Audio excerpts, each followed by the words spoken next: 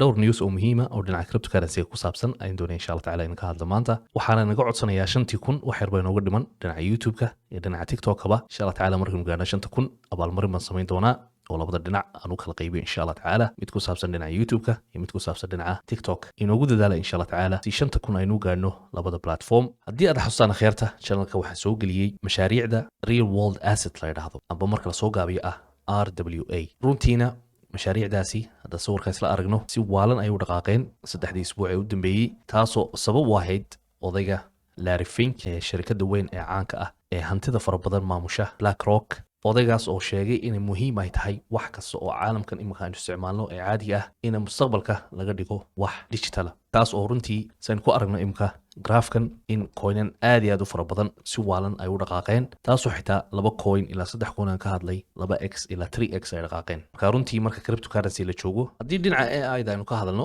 runtii update cajiiba ayaa maanta soo baxay taas oo la doonayo 3 token ee Ajax Singularity iyo Fetch AI iyo Ocean Protocol 3da token waxa la doonayaa hal token laga dhigo oo loo bixiyo ASI taas oo lagu qiyaasay hantida maarad ku jirta 3da token inay gaarayso 7.5 bilyan oo dollar goorta ay fulinayaan ee goorta ay hal token ay 3daas ay noqonayaan runtii detailska lagama hadal oo 3da shirkadood la doonayo in la isu keeno oo hal shirkad oo quraata inay noqoto KuCoin oo shalay la haystay oo wasaaradda cadliga ee waddanka Mareykanka laba asaasiyaasha KuCoin oo dacwad lagu qaaday taasoo lagu eedeynayo inay sameeyeen waxa la yiraahdo money laundering runtiina newskaasi waa saameeyay exchange-ka dhowrkii saacadood ugu horeeyay dadku lacagaha way kala bixi kar waayeen laakiin markii dambe caadi buu shaqaysay newskana hadda isla eegno halka wax ku qoran 24 saac oo u dambeeyay 1 bilyan oo dollar ayaa laga baxay exchange-ka KuCoin runtii wararkan waa iska soo laalaabanayaan oo mar walba exchange mucaayana waliba kuwa China laga leeyahay iyo dawladaha Asia ayaa mar walba inta la haystaa marka wax saameeyna